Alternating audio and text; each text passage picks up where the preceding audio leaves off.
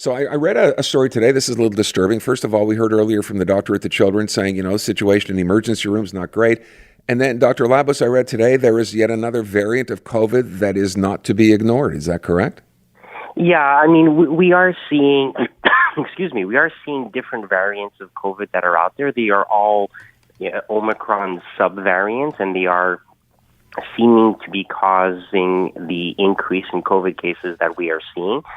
A lot of that is due to the fact that we are in winter now, and this is when respiratory viruses spread, but there are new variants out there. The good news is that because these are all Omicron subvariants, they are all similar enough to what came before that we're not seeing a major disruption in the same way that we had when we switched over from Delta to Omicron. So because there's a broad similarity to these viruses, they aren't, changing the game in a drastic way. They're just causing more infections, usually because of increased infectiousness. I did want to mention, by the way, and I saw this today, it looks like people have given up on getting vaccines. I think the number today was 3% who have actually gone ahead now to get the new or variant booster, whatever you want to call it. Have people just forgotten, or do you think this is people saying, I don't need to do this because I got enough shots already? I'm done. I've had enough, yeah. Yeah, I mean, I think there is some of that. I mean, I think there's a lot of people who caught COVID and wouldn't be eligible to get vaccinated now, so that is some of it as well. But yeah, there is a certain amount of fatigue. I mean, we should remember that we don't do that well with the flu vaccine either, right? In the before times, we did not have very high uptake of the flu vaccine.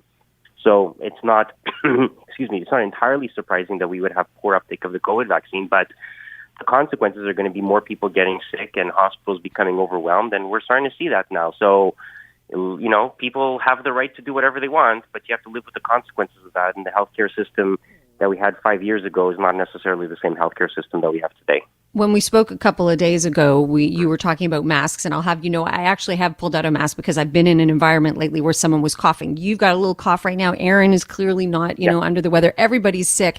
You wrote an article about the placebo effect. So do these medications work? And is it more, even if they don't work, at least they make us feel better, like we're doing something about it? So when you talk about most over-the-counter cold medications that you can buy at the pharmacy, a surprisingly large number of them have very little data to back them up. They are probably not doing much. They are probably largely placebos.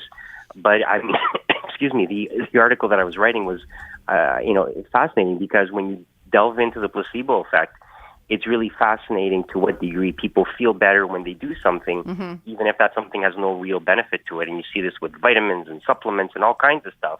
Things we spend millions, if not billions of dollars on a yearly basis that have very little effect and would result in rather substantial cash savings if we would just stop using them, but they remain sort of ingrained in our habits.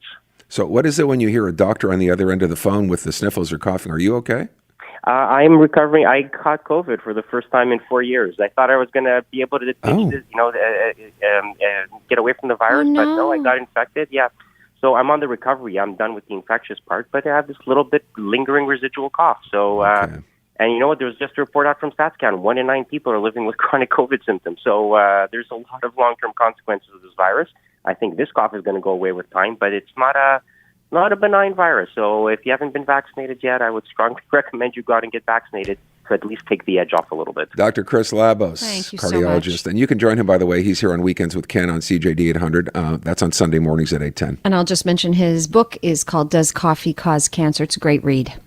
Dr. Labos, thanks so much. Thanks, guys. Take care. Take good care. You feel better.